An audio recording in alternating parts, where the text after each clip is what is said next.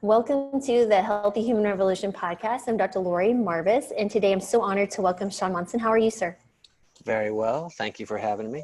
Thank you for joining me, and I really appreciate your time. And, today we are just really wanting to learn more about you and your incredible work with Earthlings and Unity and some other projects that I know you have in the works.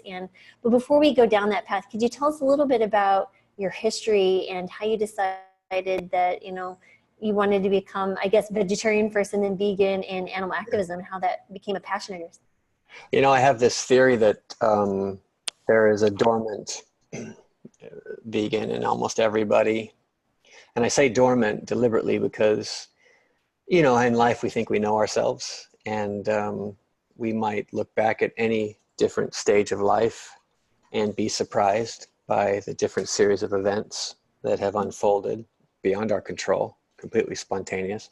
Or you might look around and ask yourself, it's like that Talking Head song, how did I get here? This is not my beautiful wife, this is not my beautiful house. And you sometimes are scratching your head, wondering how you ended up where you were, which is very interesting to me, that these things almost have their own spontaneity. And so to go back to something awakening, something being dormant, that begins to come alive, it's as if it was always a part of you.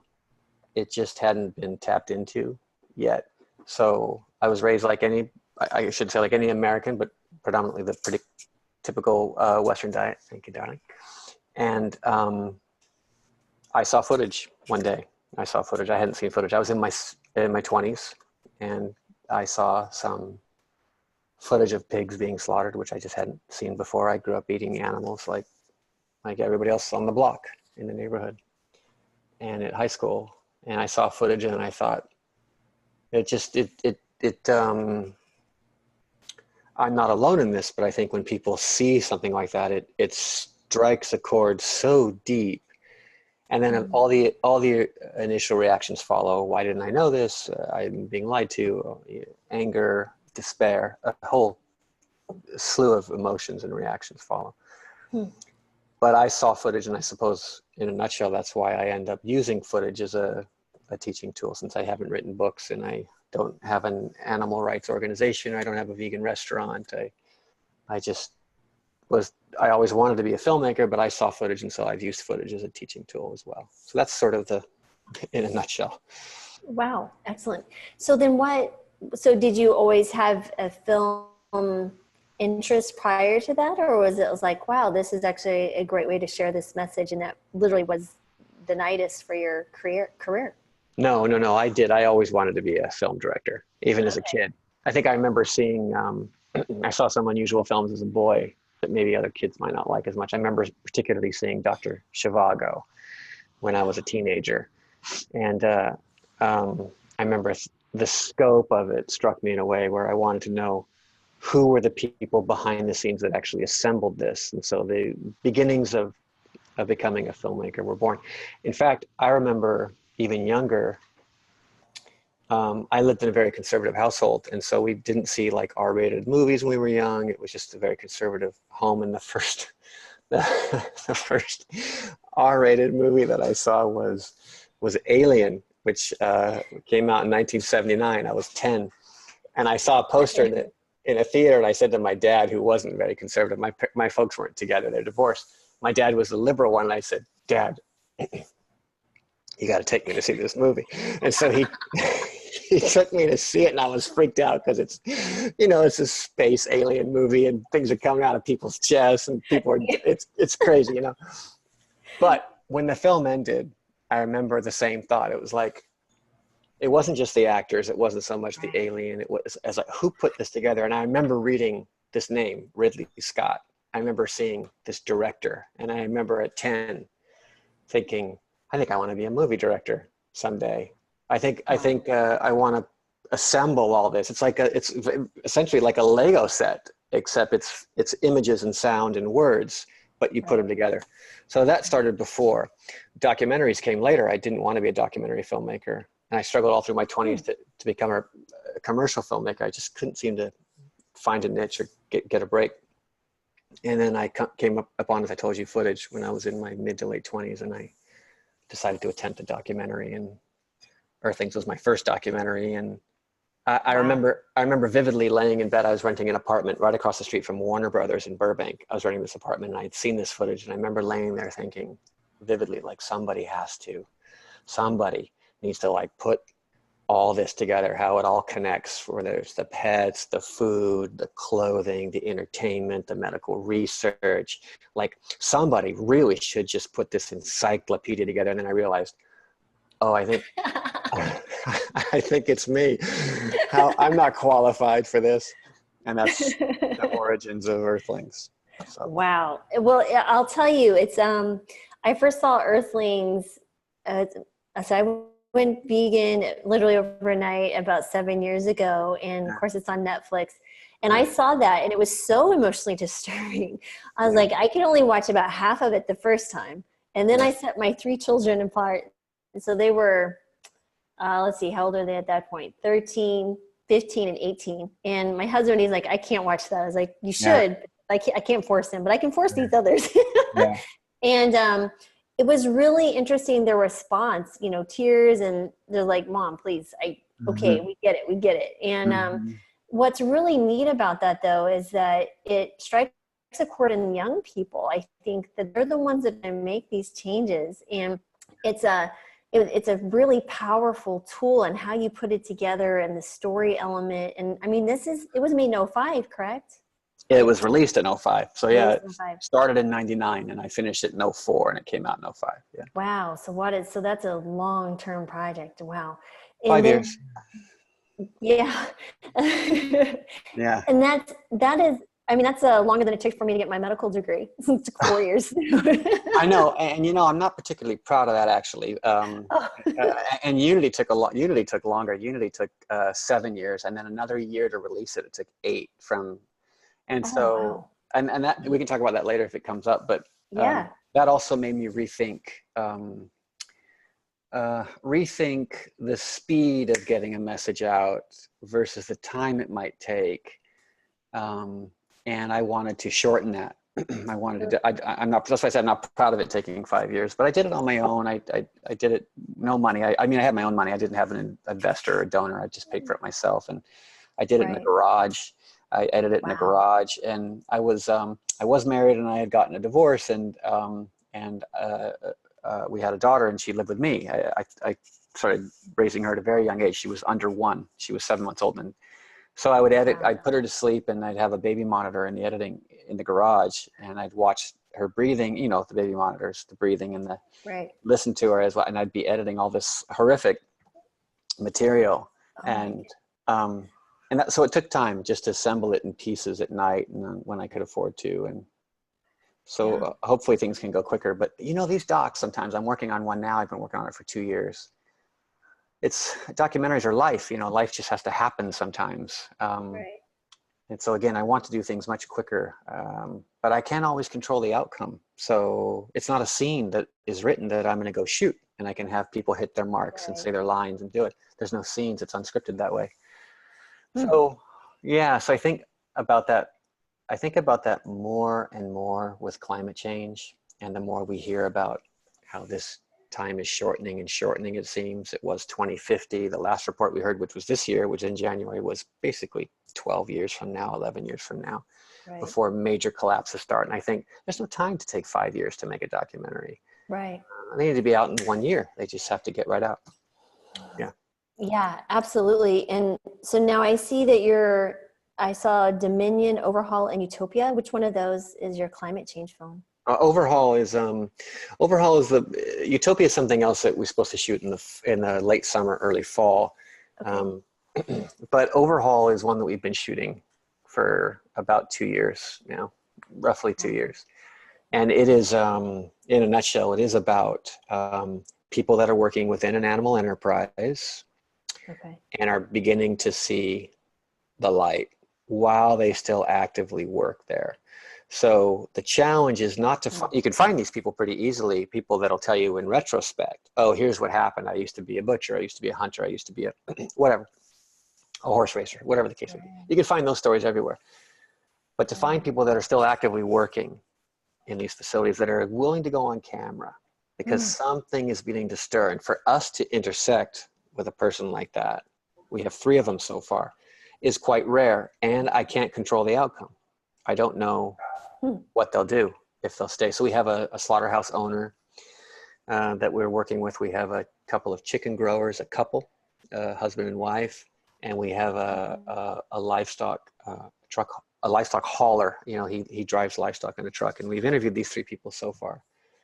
And you just listen to their thoughts about stuff, because they're not activists. They're not activists. They speak from the industry point of view. And I find that very raw and honest. I've never worked in that capacity. So there's no point me putting words in their mouth or telling them what I think or infusing it with my point of view. I literally want to hear what they have to say. And the idea is to catch lightning in a bottle, to see the dawning of awakening, kind of capture them. And of the 3 we have, I'd say 2 out of 3 are beginning to do that. On camera, you're actually seeing their gradual awakening. So it's interesting. Kind of like their evolution of, like you said, that dormant vegan, so to speak, is starting to, you know, really tap on their conscience and say, hey, there's something here, you need to listen. And have you ever heard of Rowdy Girl Sanctuary? Yeah, I know Renee. In fact, she's featured in Overhaul with a family that we're working with already. In fact, the post that she has been sharing is a family we've been working with a year before. So we have a history with them, and so they are one of the 3. That's the idea. The title is to sort of overhaul. You know, the definition of overhaul is to take apart and examine and repair. That's the definition of an overhaul. So it's almost a self-overhaul to say, wait a minute, I've been doing one thing this way for a long time. I'm suddenly taking all this apart and seeing it completely different. All these beliefs I've had are now butting up against this new awareness that's coming to me, and it's a threshold. I'm in collision with myself. This is how probably you felt when you first saw footage, or your kids or your husband or me. We start to go, whoa, whoa, whoa, whoa, whoa, wait a second. And so that's happening, but that's happening with people that work in animal enterprises. And that's part of the film. The other half of the film is showing how these facilities, we call them CAFOs, C-A-F-O, which stands for a Controlled Animal Feedlot Operation, a CAFO, which is a factory farm, how they could be converted to something else. So it's literally a healing of the land, a healing of the people, a healing of the animals. And it's difficult because some of the land is full of waste. It's ruined. It might as well be a landfill somewhere. It's just, you know, so I think it's important. I stress this with, if I may, I'll stress this just a little further. Please. I stress this with my, you know, I know a lot of activists and vegan friends, and sometimes I say, and I say it with love, I feel that we live in a little bit of a vegan bubble.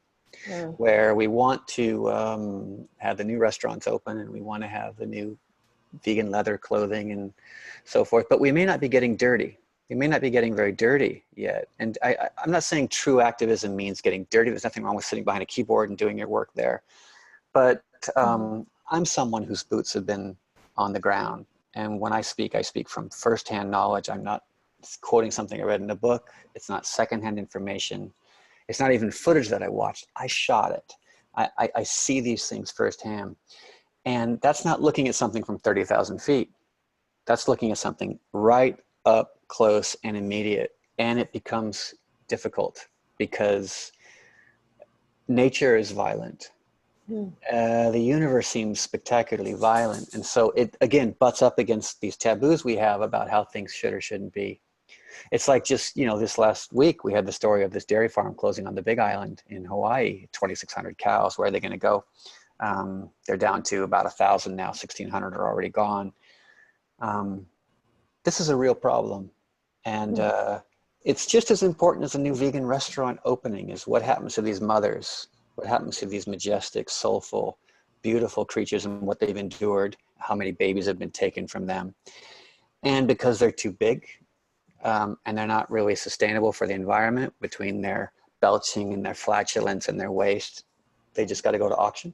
They just got to go to slaughter because the greater good is the environment. No, I challenge that we as vegans, if you will, it's not a bubble.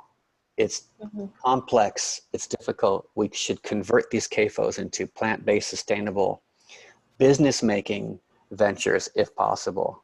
But to Mm-hmm. just sort of brush them under the rug and say, hey, let's focus on the new plant-based burger, which is fantastic, by the way. Don't get me wrong. I'm not saying no to any of that. I just want to see the world in 360 degrees. I want my eyes open all the way around, north, south, east, and west. I don't want to just be like, no, we have a vegan sanctuary. We only rescue herbivore animals. We wouldn't help a tiger from a roadside zoo because a tiger eats other animals. But shoot, this tiger needs rescuing. He's an earthling. These are difficult questions that I think a lot of us, it'll upset our activism if we have to really delve deeper into them, but they're real problems in the world. And so unfortunately, for whatever reason, I like to look at these closer and see what could be done. Well, that brings me to a very interesting thought. So, as a physician, and I take care of lots of patients, and you see it on you're looking at the job and the industry and that conflict there of someone who's, oftentimes will identify with what they're doing as with a living. But I'm seeing it when I'm talking about patients with disease processes, and they're thinking things, and then their beliefs about food and how they're feeding their family, that conflict all the time. I mean, Right. It is on every single day conversation. Really? And what I find interesting though is, for me, I get so I think there's self-help too, right? You need to take sure and take inventory of yourself. And sometimes it's really frustrating because it's like, why can't you just see the light and just do what I ask, please? You can reverse today's. How do you deal with that? Because I think that would be for you you're looking at a bigger, broader, more pressing issue that's so complex and so emergent. I think it's urgent. How do you take the weight of that? What is your release? Like, how do you process that internally? Because for me, I know in things that you can't necessarily control, sometimes I tend to be a bit of a control freak, especially like raising kids and stuff. How do you process that? Well, let's take the first part of it, which is the complexity of an issue that might come up. And then we'll talk about the processing of the issue. The first part would be, not everybody's ready for it just yet. So, if you look at the sunrise, let's say the sunrise is at, let's say 6 a.m. You can't make it 12 o'clock. You can't make it midday. The time has to pass. So 6 o'clock, 6:30, 7. So until you get to high noon and the sun is at its peak, so sometimes it's still, the sun hasn't even dawned yet for some people. No point really getting angry unless you believe that anger is going to somehow provoke a reaction that will snap them into attention, which I think people have tried. It's kind of like Groundhog Day. Like, we keep trying this and like, okay, that didn't work. And you try it again. Note to self, don't do that. So, but hopefully we're not destroying or delaying another person's awareness in the process. So use compassion first, inspire as much as you can. That's the first point. As for yourself, and how do you not let it get you down? The second part of your question, I said this before, I sort of view it as a water filter. I see myself as a filter, really, and take in the bad, purify it, and turn it into fuel, release it as the good again. Try not to make it, if you can, try not to make it about you. Your pain, your suffering, a little bit of that ego can creep in a little bit because of the things I've seen. We call it traumatic knowledge. When you see some of this stuff, a lot of activists can burn out. That's a real problem. I understand it. I certainly understand it. It feels overwhelming. It feels unfair. If you're a religious person or a spiritual person, you believe in God, you're asking why, so it's hard, but take each day, each encounter, each new person as if you were a gardener and you were planting a seed, and your job is to only try to plant the seed. If that seed falls on rich soil, great. If it's stony ground, plant the seed anyway. Just keep dropping seeds, and that's all you can do in a world of free will. it's a bit of a biblical I guess. comparison there. Yeah. Yeah. So when you go back to, so I understand the environmental, urgency and the compassion, but I really want to talk about unity too, because Okay. unity was really fascinating to me. So, so our mutual friend Jean Pierre, Yeah.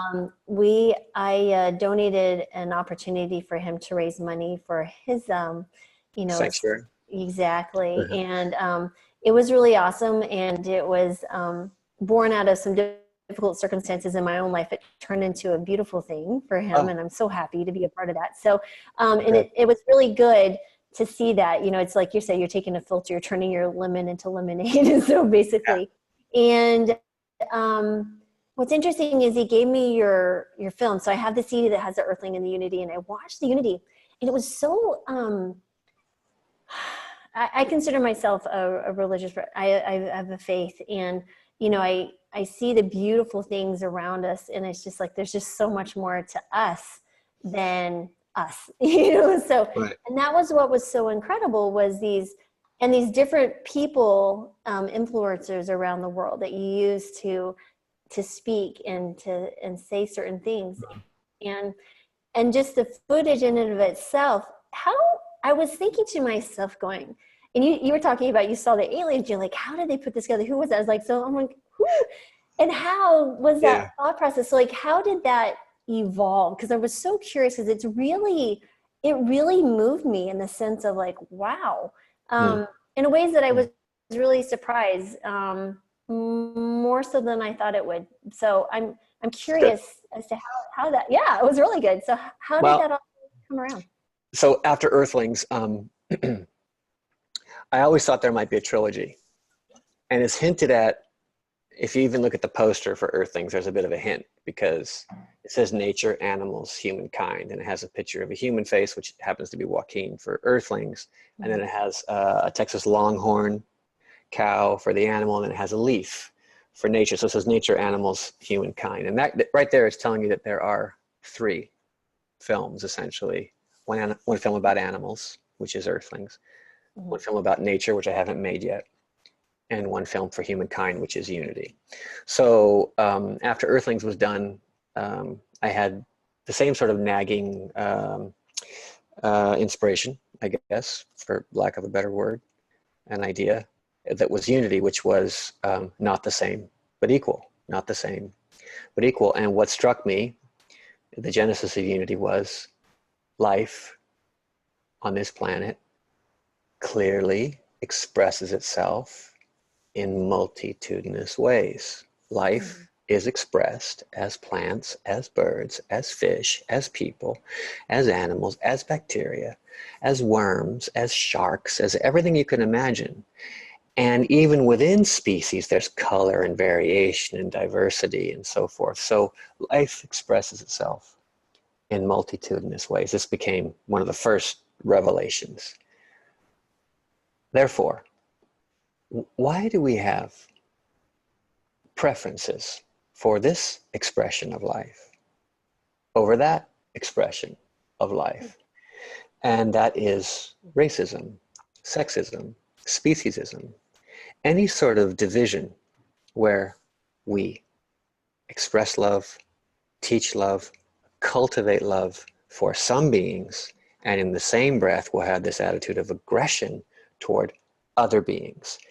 And it struck me that this is taught. This is taught. So, and I, of course, have a new baby, as you saw here briefly at the beginning, and she's 3 months old, and I can't totally speak for her, but let me try. She doesn't know, she doesn't know nothing about nothing. She's just beholding. She's Wow. literally just beholding. I think she knows when she's hungry because she goes, eh. I think she knows if she has to go to the bathroom or when she's tired, if she's cold, but she's Right. pretty straightforward, right? They just, so the imprinting is beginning. Right. And so expressions of life. So life expresses itself in all these ways. And I said, well, I have to make a movie about this. And I'm like, oh my gosh, how do you make a movie about that? there's no protagonist, there's no antagonist, there's no hero, there's no person that you follow. I don't put myself in my movies as a filmmaker and you follow me on my journey as I discover something. I just haven't taken that approach, which works great. Right. I just haven't done it. I thought, how do you do it? And this idea of multiple voices, multiple narrators, multiple ethnicities, sex, different age, sex, color, it doesn't matter, you know, and a tapestry of voices all woven into one voice, which I thought was a phenomenal idea. And after about 40 voices, I was like, maybe this wasn't such a great idea. It's taken a long time. Yeah. And then just a collage of footage. I mean, the truth is, it was Unity, a lot of footage. it's a lot of footage, and Unity does not fit into the documentary narrative thread. In other words, it does not follow the typical structure of a film, which probably kept it from being seen in more festivals and getting noticed because it is an unusual film. If I'm being really honest, it's the best PowerPoint presentation you've ever seen in your life, and it's probably not a documentary. You know what I mean? Yeah. But I will say it's a phenomenal PowerPoint presentation. It is very. With 100 narrators and 12 Oscar winners and a great soundtrack, you know, Wow. but it's a think piece. It really is a think piece. So you have to be in the mood for it. And obviously you were when you saw it. And our goal making it was it's 96 minutes long, and that from the beginning to the end, if we do our job right, your consciousness should be raising actually while you're watching it. So by the end of the film, you don't want to step on a snail. You don't want to harm a fish. You don't want to harm any expression of life. And that was the goal of Unity. You're almost exhausted at the thought of what you need to do as well. Yeah. You know, for me, it was just the thoughts, and you almost have to stop it and process a bit and then start it again. Yeah. And so that was that kind of, because my brain goes multiple rabbit holes, but it can be very, very challenging. Okay, well, that makes a lot more sense. And I was just really, I'm so happy I got to ask you that question, because I've been thinking about it for a while. So I'm curious now too, what, you know, you have said these others, we talked about Overhaul. What is Utopia and Dominion?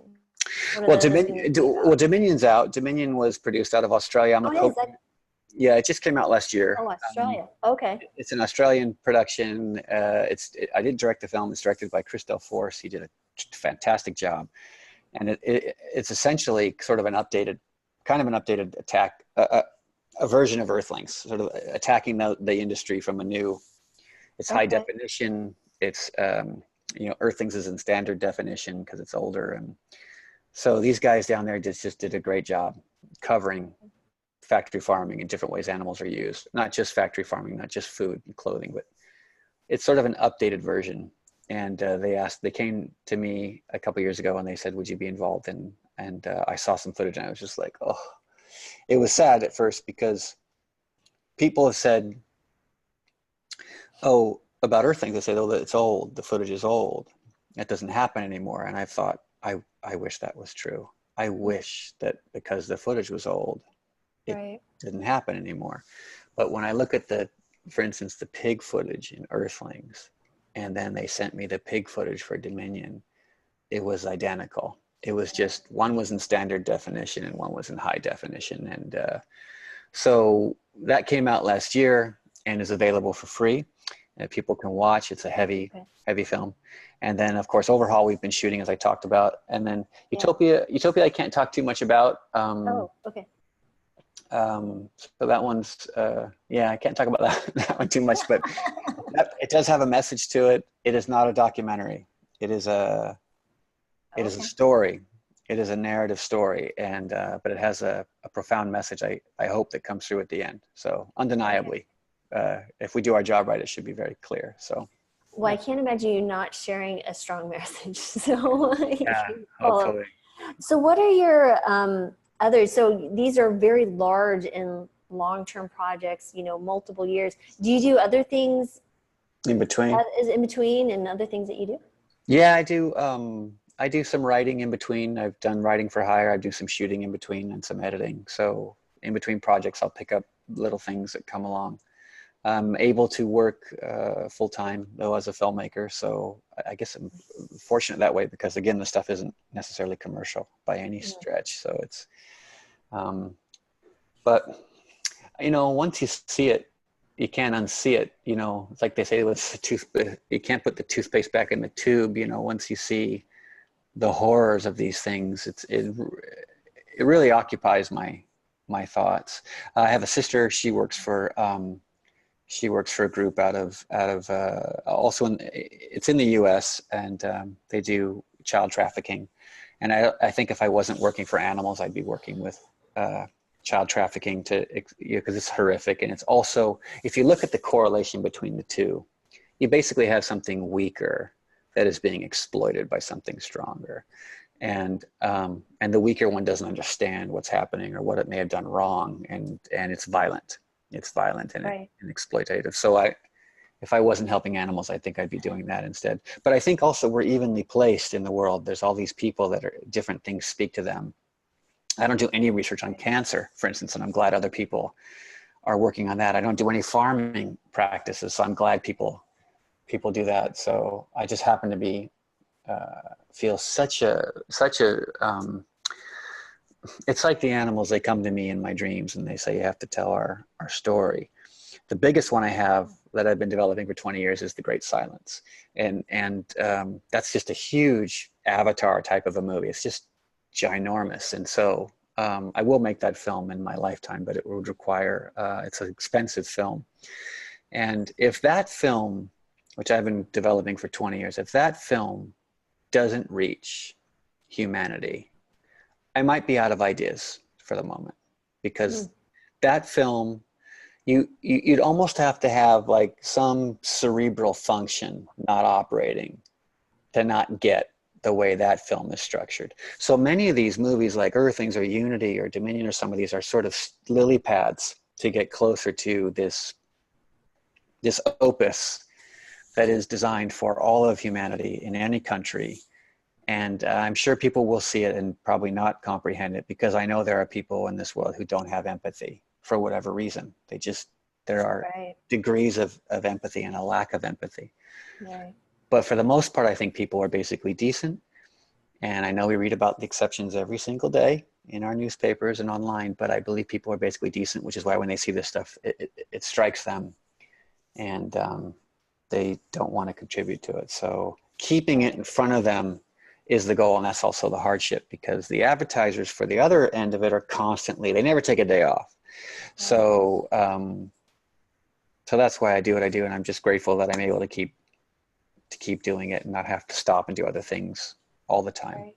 Absolutely. So, yeah. So there's so many questions I can ask here now. Mm-hmm.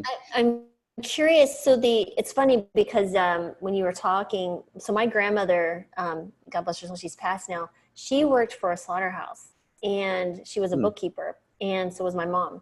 And so I remember as a child, she worked for Schwartzman's in Albuquerque, New Mexico. And the slaughterhouse had shut down, but she would still do some of their work. And so I would come and stay with her, and I would go and I would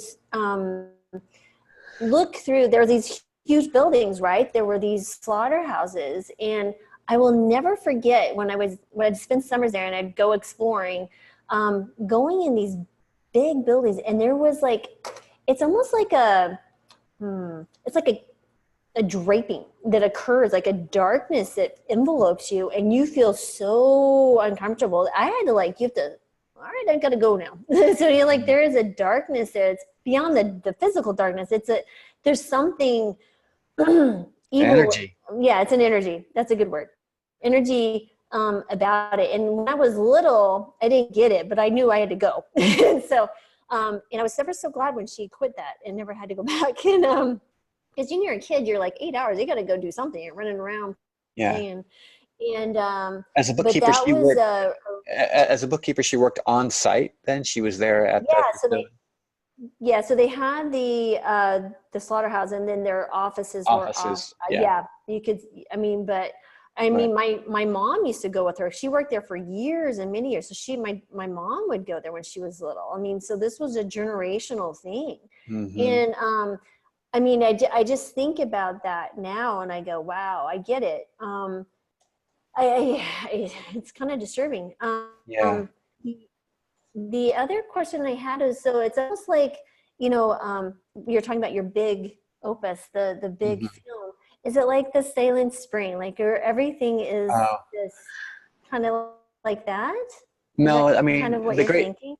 the Great Silence is, it's just told entirely from the animal's point of view.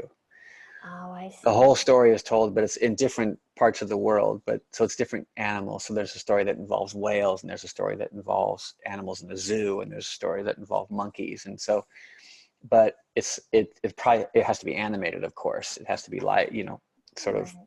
photorealistic animation so that it's really, really good. So it's not cartoony, Right.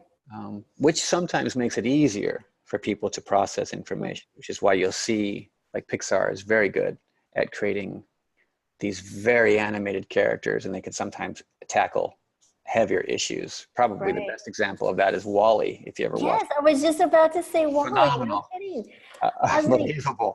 The message in that movie, that was the most powerful film I think I saw that year. And I'm like, it's an animated film for kids. And they talked about garbage and obesity and destroying life and love. And I was like, wow, wow.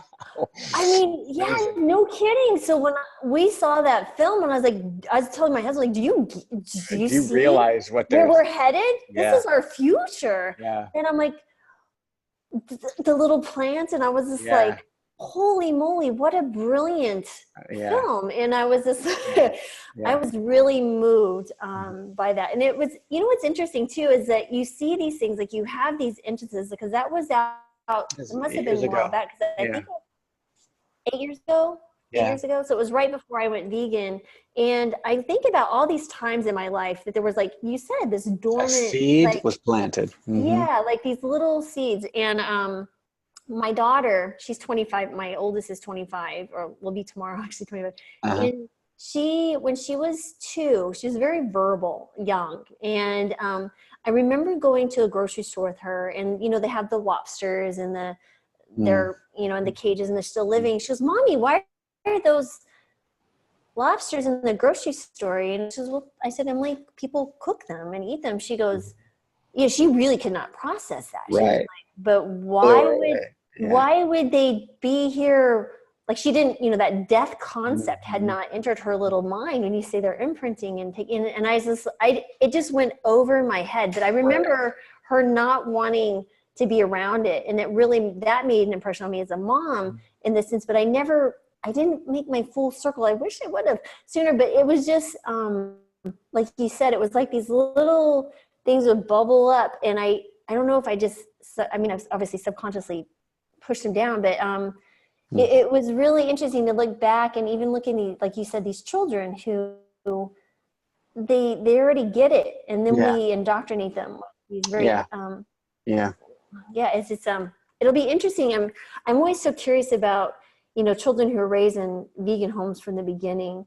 What Hmm. an interesting way to have children grow without that. And they're open to so much more, I think, culturally, Right. environmentally changes. And I think those kids are so amazing. Well, not that my kids weren't that much older. I mean, well, they were, but Right. they're Right. teenagers. Yeah. And my daughter's in med school, and I got, so I'm hoping she'll move down that track as well. But they're all plant-based. But it's a phenomenal thing. But it's such a gift to have people who Hmm. create videos, Mm. Well, share these stories. It's just been amazing. yeah. I mean, it's just another piece of information that hopefully will cross someone's path and speak to them. Hopefully. It's more than information, though, right? So because I Yeah. think people respond to stories. I know I use a lot of stories in medicine. So Mm. that's how I get people to even consider, sometimes to even change, Right. is a story of another patient, a story of my own. I didn't really necessarily have a lot of health issues, but just my experience as a physician watching people get well, and Hmm. how phenomenal that is every single day. Huh. And that's powerful for people because I get Yeah. super excited, a bit Yeah. ADD. Like, Right. Right. but yeah. So do you have any thoughts on how you would, like, if you had you had all the money in the world, I know you want to do that animated, the Hmm. larger film. Hmm. what is the most important message, do you think, like right at this time, right now, if you could make it in a day and the way you would want it, what would you want that to say? Like, what would be the driving message? Well, it's a good question. I've often thought of that. If you had all the resources in the world, what would be the most effective use of those resources for massive change? In fact, when I go to raise money for films and I talk to potential donors or investors, that question comes up because they get asked that all the time. They get petitioned for resources, and they have to think, if I spend X amount of money, will this have the maximum impact it could have, as opposed to if I spent it on something else? So it's a very good question. It's hard to know what will speak to different people. You know, as you know, I'm sure as you know, and your listeners know, that there are three primary ways that, you know, this message can get through, which are health, environmental, or morality or ethics for the animals. And people seem to respond to different ones. Some people, statistics will really affect them, the numbers. They're like, whoa, really? They may not have a sort of bleeding heart capacity for an animal dying. And think about this. I'll take it one step further. We live in a culture where I believe the statistic is, speaking of statistics, is roughly 33% Christian, say 33% Christian, in a world that is 90%, 85 to 90% religious and all combined belief systems and all combined. So you have a lot of belief, 90% belief, and a third of that, in fact, more than a third, because it's 33 or 35% out of 90, is Christian. Okay. And I say this carefully because I don't want to get in trouble, because there are such strong feelings about religion. But Christianity is based on Jesus being the lamb that goes to the slaughter.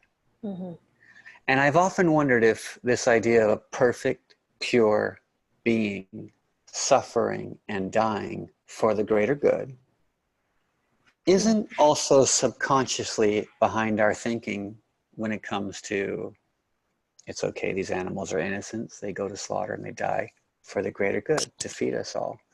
And I think that could potentially be one other hurdle to have to get over in trying to elicit compassion from someone, because for so long they've had a foundation that a lamb going to the slaughter is for the greater good. Deep in their subconsciousness. I don't say it as a bad thing. I just think it could be, yeah, that's why they say, yeah, but God gave them to us for this reason. God gave animals to man for this. Yeah. So one more hurdle to kind of try to break through. As a Christian myself, and speaking to other Christians, because I think for me, as a faith, follower of Christ, who is the all, I mean, he's loves all. I mean, he hang out with women and lepers, and I mean, geez, that's way more than I'm not a good human when I see that, Not down in the slums hanging out with the prostitutes and the lepers trying to...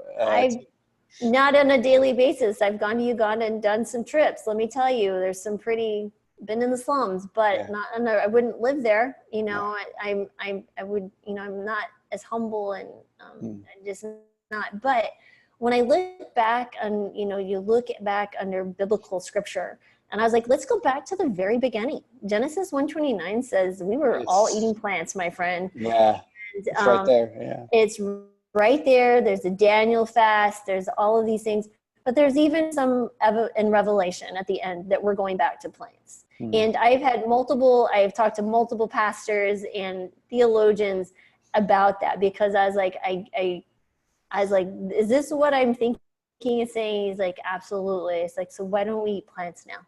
I get it after the flood. Yeah. So why are we waiting for? And it's for me, but I get what you're saying, that comparison. It's the sacrifice to bring that relationship with Christ, sacrifice for the greater good. I get it for sure, and I think that's a really interesting way to look at it. I never thought of it that way, but you're right. That certainly could be. It could be back there. I mean, did you see the campaign just recently for the Pope to go vegan? Yes. Oh, yes. And and I've already reached out to them. I'm hoping they'll let me interview them. Well, I think that's phenomenal. Wait, hope they'll let you interview who? You mean the Pope, or are you talking about No, not the Pope, but is it Genesis? Genesis? Well, I don't know Genesis, but their name has left me. The two that are in charge of it. Oh, well, you can look it up because Let me see here. you know, I know all about that. I was involved in that for several months ago, and how that could be that just Really? the first think tank discussions of what would be a way to reach a lot of people, and that same idea was presented. Oh, wow. If you, you know, who do people listen to? Do they listen to celebrities? Yes. Do they listen to athletes? Yes. Musicians? Yes. Political figures? Sometimes. Religious figures? Definitely. Right. Stuff comes from the pulpit. Right. So I was, you know, in a meeting with some, you know, influential people, and they were exploring this very idea. This was last year, and that came up. I know the same people that eventually brought it to fruition. And we even shot some PSAs in an effort to see if we could attract, excuse me, almost, we were going to have celebrities do an ask initially, kind of like the ice bucket challenge from a couple of years ago, where it caught on. Everybody kind of, I'll do it, and I'm going to ask 3 more people to do it.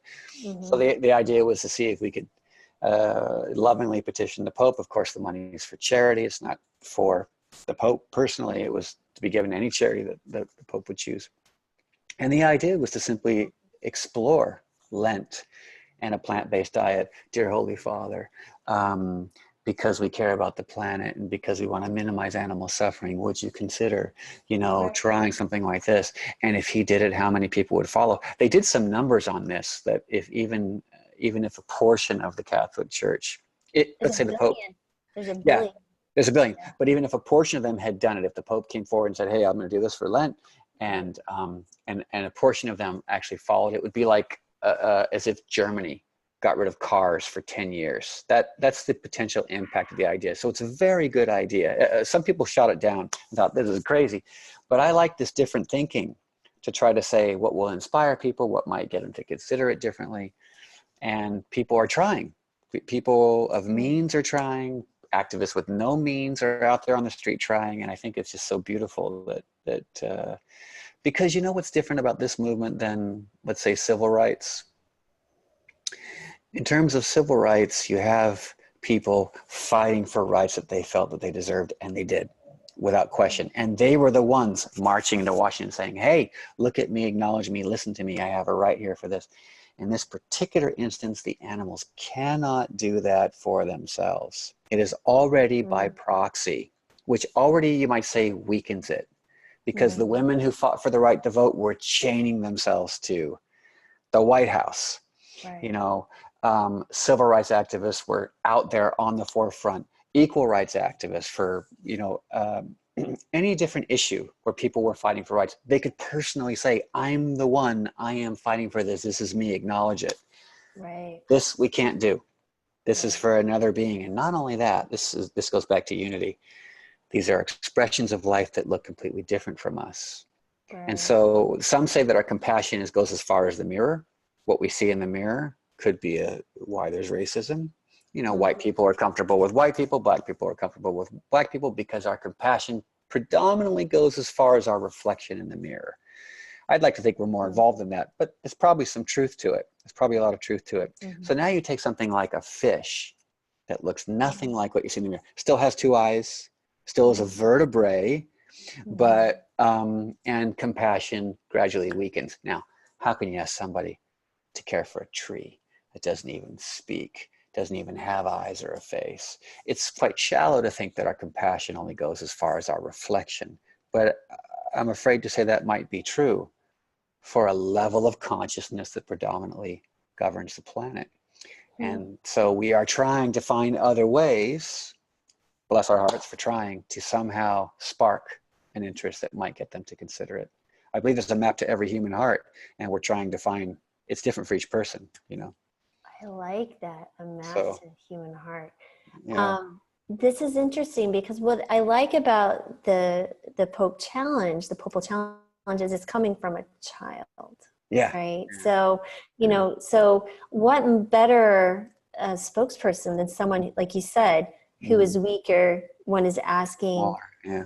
Exactly. And that's interesting that you said your compassion is only as far as the mirror. Reflection. Yeah. Yeah. So what's interesting about that is, but I like to tell people, as we kind of go back to my own faith, I really never thought about, we were put here to be stewards of animals and the earth. And we are not doing a good job. We're not being good stewards of our bodies, our finances, our communities, our culture, our children, our animals, the earth. And what's interesting is that these films, like you're doing, speak volumes, because if someone goes into nature, like I'm in Florida for a brief time before I go back to Colorado, I walk along the ocean and it's so invigorating and moving. And I think people understand that they can't put words to it necessarily always, but there's something that is moved in them from nature. We're all, like you said, all connected, that consciousness, like that in the unity. Instinctively. Instinctively, right? And so that's what those type of movies and things do, right? You move us, and then you open ourselves up to a new message, right? So you're bringing that emotion, and then you're saying, well, here's maybe what this means. Maybe you should, kind of think about that. Yeah. So, and I think that's what's so valuable about this type of messaging. I think that's why people like video interviews, and because they can see the verbal and the facial and all of it together. And it's just, I just think it's so really incredible. So, well, think of this. You made me think of. Can I say one more thing? You made me think of. You can think of whatever you like, please. You have time. When you mentioned nature, and of course we've talked a little bit about religion and spirituality, and you mentioned Genesis earlier. So I find the Garden of Eden story just absolutely inspiring. Whether people believe it as fact or fiction, is either way it could work. Because when I think about it, it's like, look at what it tells us. It tells us here in this beginning that there was no separation in this place between anyone. No separation between man and woman. They were both naked, didn't know they were naked. No separation between man and animal. The lamb lays down with the lion without any ire, as it says. No separation between man and beast. Man wasn't killing animals. No separation between God and man, because the scripture says something to the effect that God walked with Adam in the cool of the day. It's as if they walk as if they're friends. And so there's no separation whatsoever. This is this idyllic Eden is what it is, and this apparently is where we all came from. And then something very interesting happens. There's this tree, and for whatever reason, the tree seems to be the beginning of an exit of some kind, because as soon as they partake of this fruit of the tree, they hide from God, they cover up their nakedness, the lion begins to eat the lamb, and the world as we know it begins.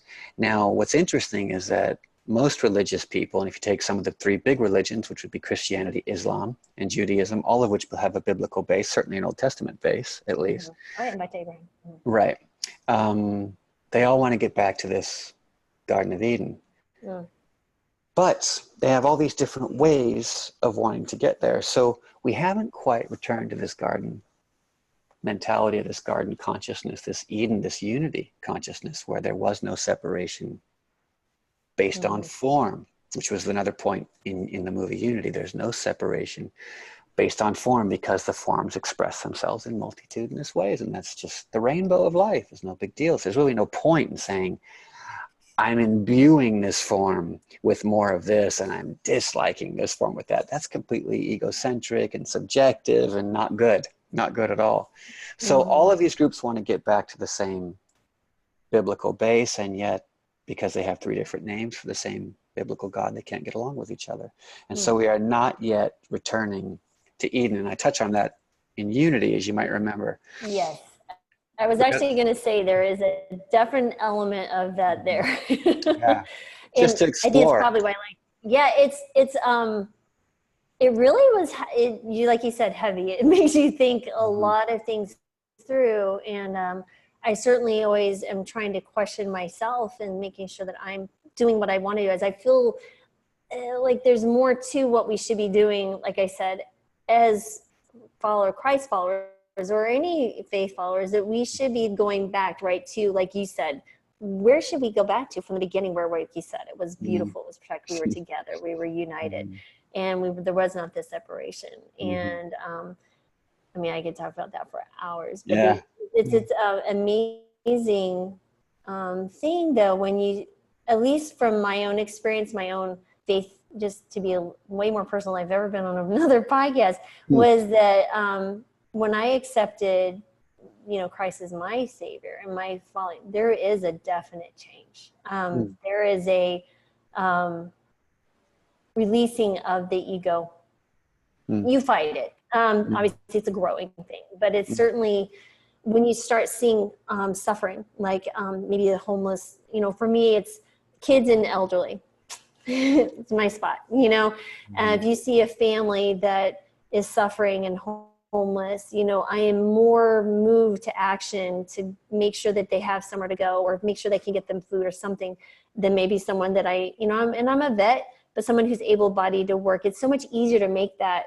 It's interesting because but like, why am I thinking differently? Maybe this person has mental health issues. Maybe they, so you start questioning your own biases, and it's that process of growth, and that actually process was made more evident and more pronounced when I started doing that. So that is, I think, where we as a church, we need to start looking at our own actions and what we're treating each other. We're horrible with each other.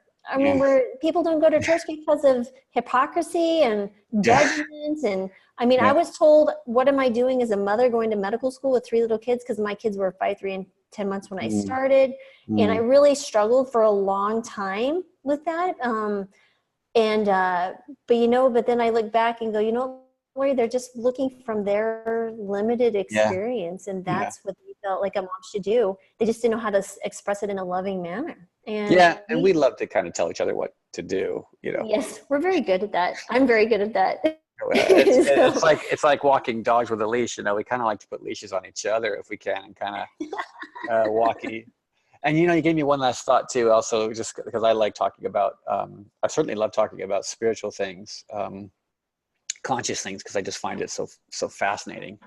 And I just wrote an essay that's for this book that seems to get published, but I'll share it with you here. And it was I had one point where I talked about the origins of Indian myth, and it had to do with cycles of consciousness, and it was done in terms of metal. So there was the age of the gold, the age of the silver, the age of the bronze, and the age of iron.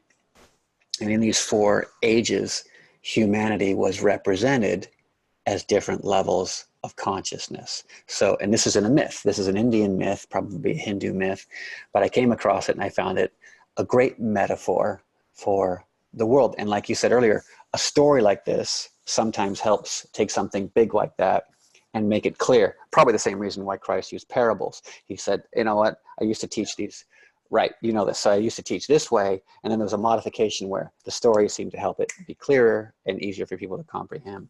Well, if you in the Indian myth, if you look at the age of gold, everybody was quite beautiful, peaceful, happy. It was an Edenic society, and of course, even at that time, couples were born together. You didn't have to search for your true love in life. You were already born.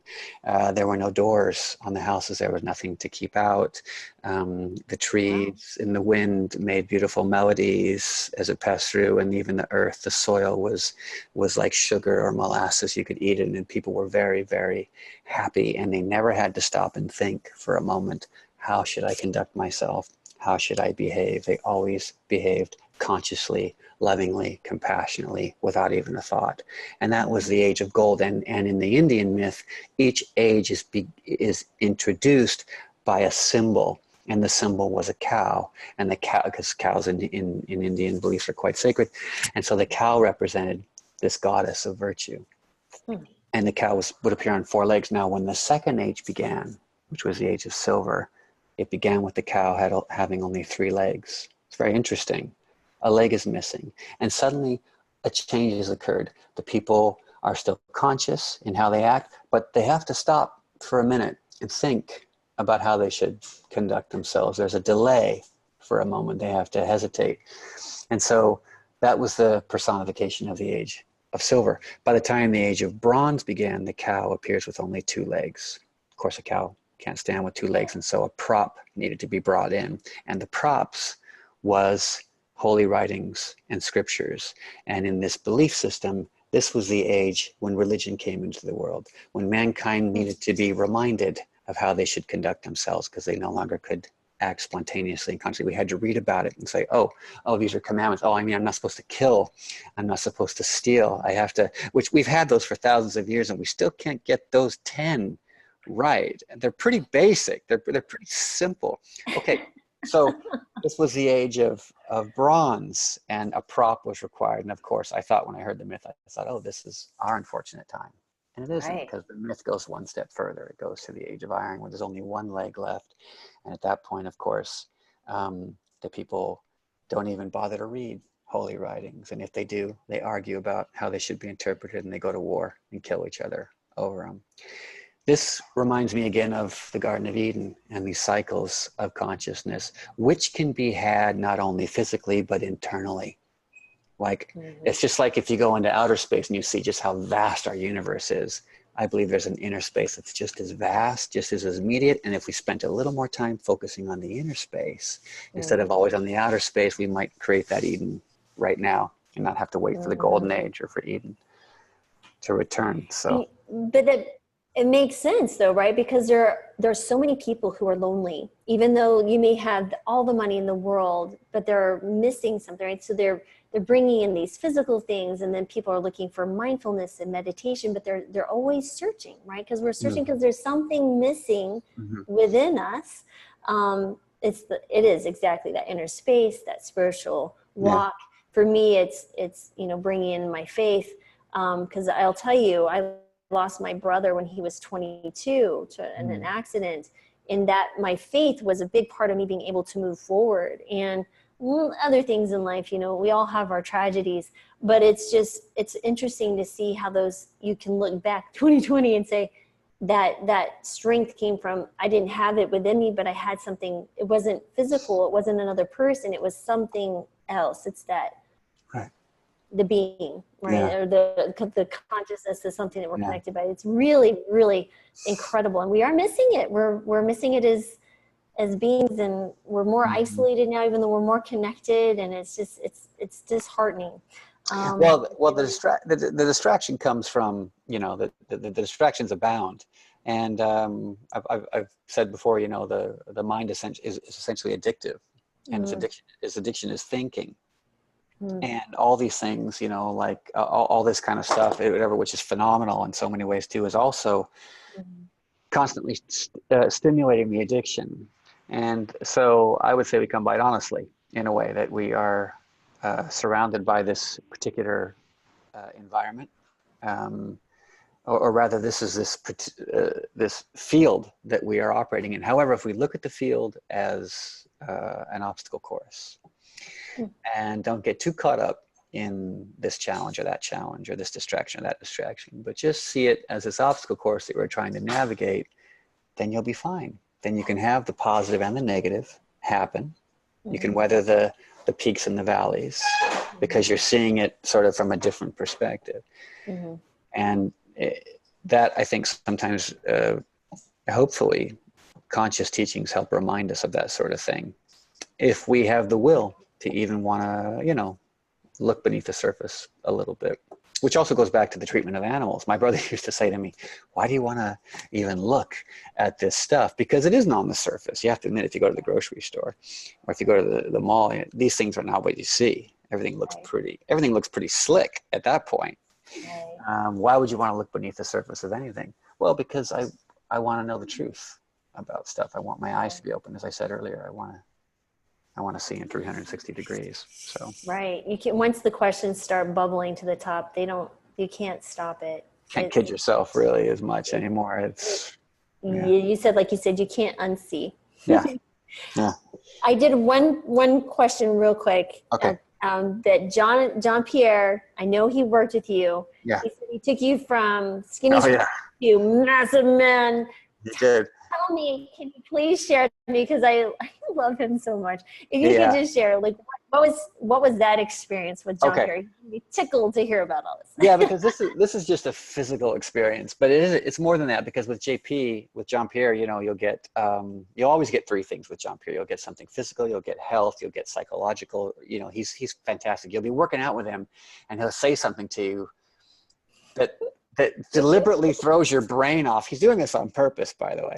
And but that very lesson applies to you when you're not in the gym, when you're out of it. So one thing I really enjoyed about working out with him was all the other benefits you got from it. Well, I had approached him. This was a long time ago, because I've known him for probably 12 years or so, and I've been skinny my whole life. You know, I'm tall. I'm almost 6'4", and I met him and I was 165 pounds. So I was just all elbows and knees, you know, and I'd been skinny through high school and college and just been this skinny guy.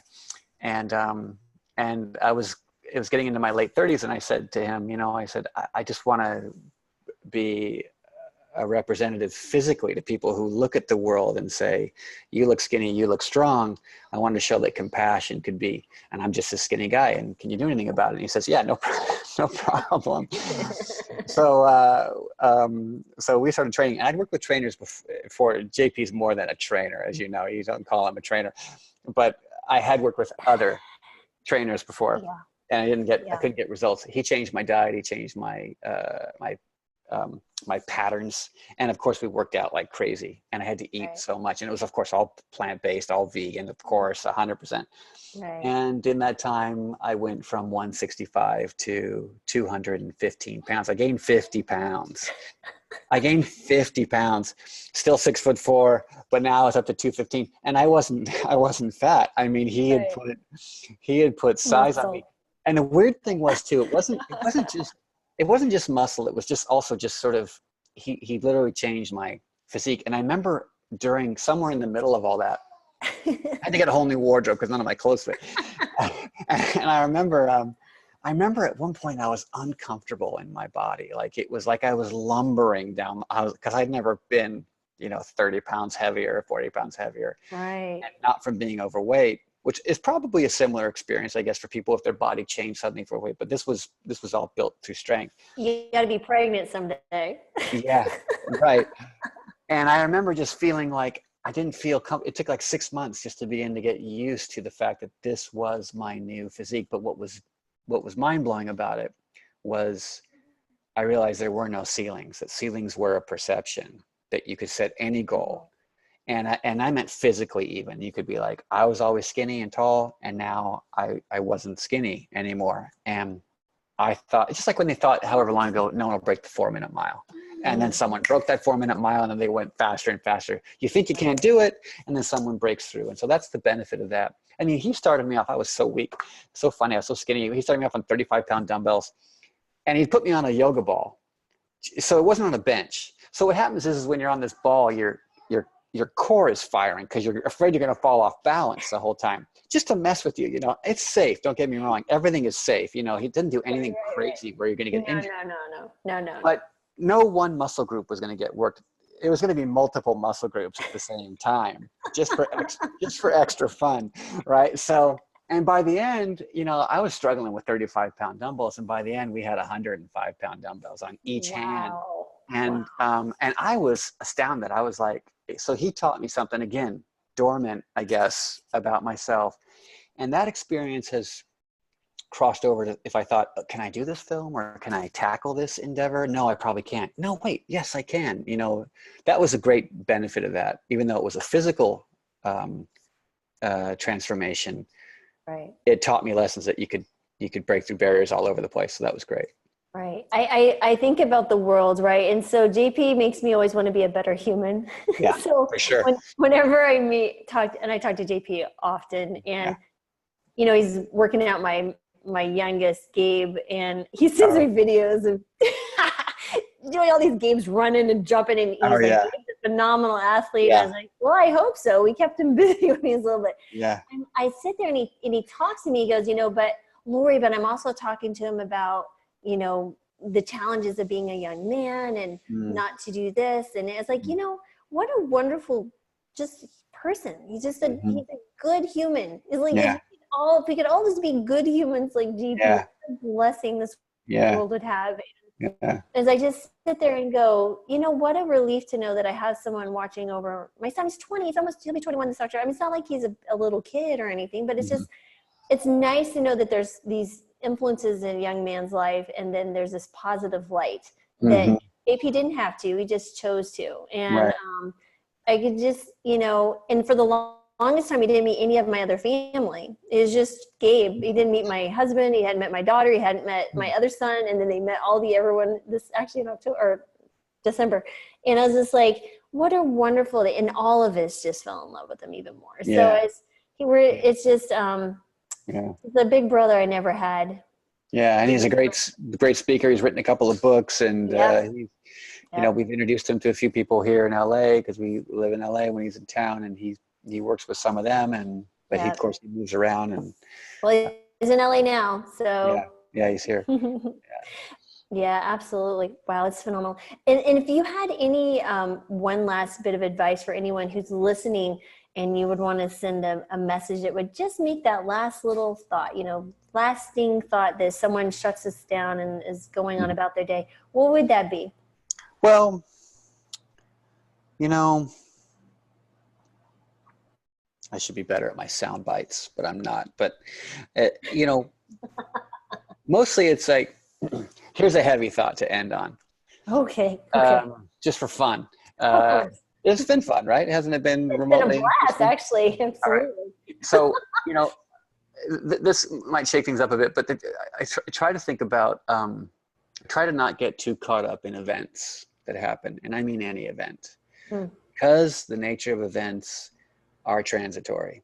Meaning, if you came to LA and you said you want to go to Disneyland tomorrow, and you came and you went, you'd have hopefully an amazing time.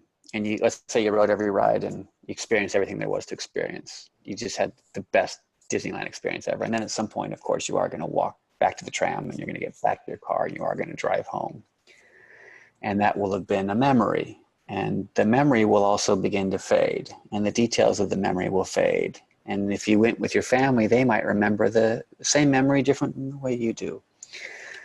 The point is that everything in this world, from an event standpoint, which is every day, is transitory. So then you have to stop and think for a moment. What about life? What capital do I really have? Because most people are troubled because of their story. And their story is based on a series of events.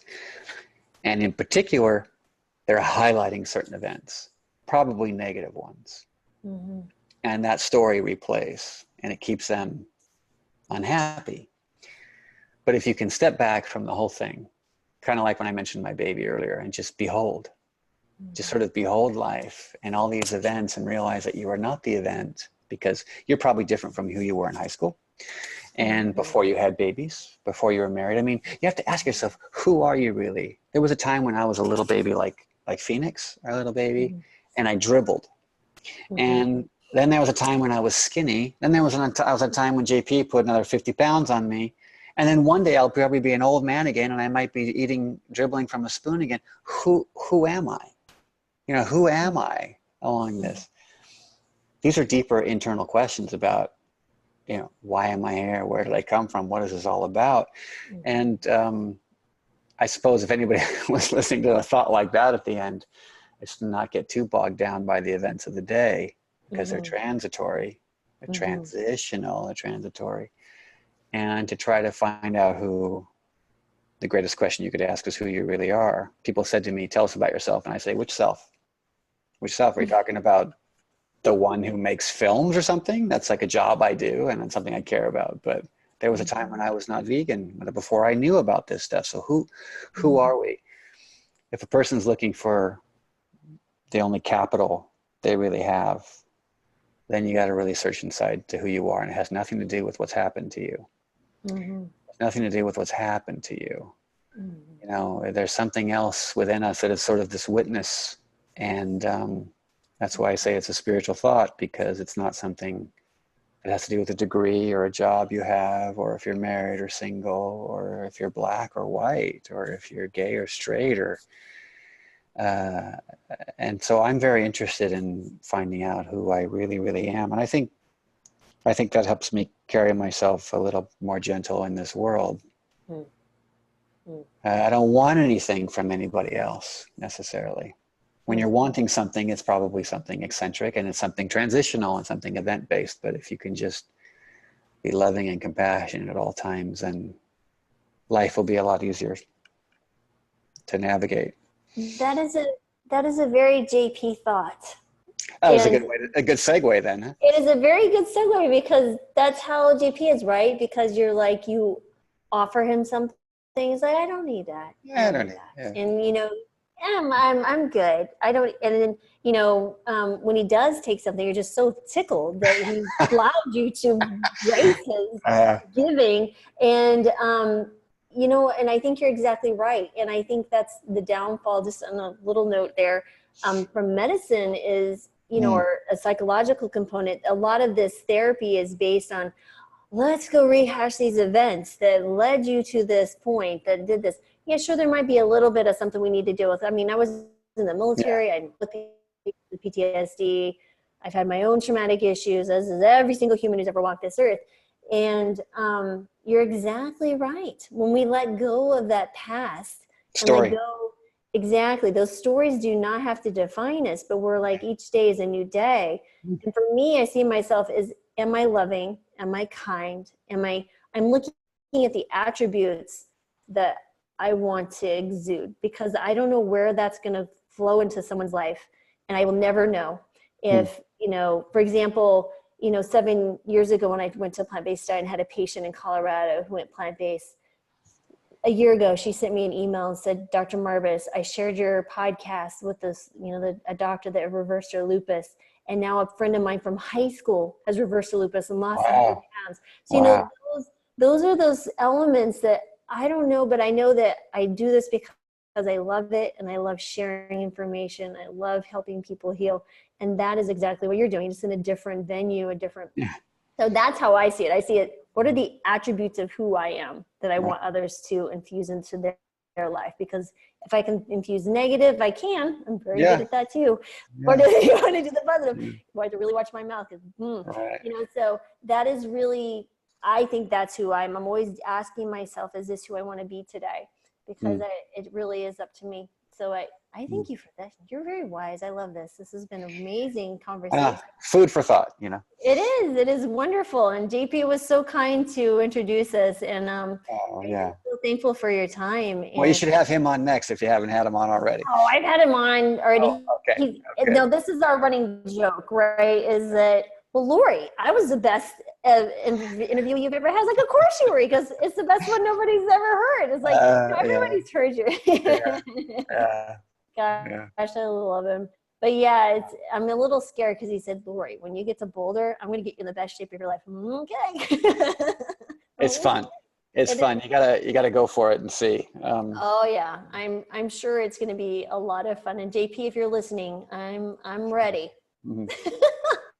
Good. But thank you so much for your time, and I so appreciate you sharing. Thank you for having me. And everything. Absolutely. Thank you for having me. I hope it was helpful. It was. All right. Bye-bye.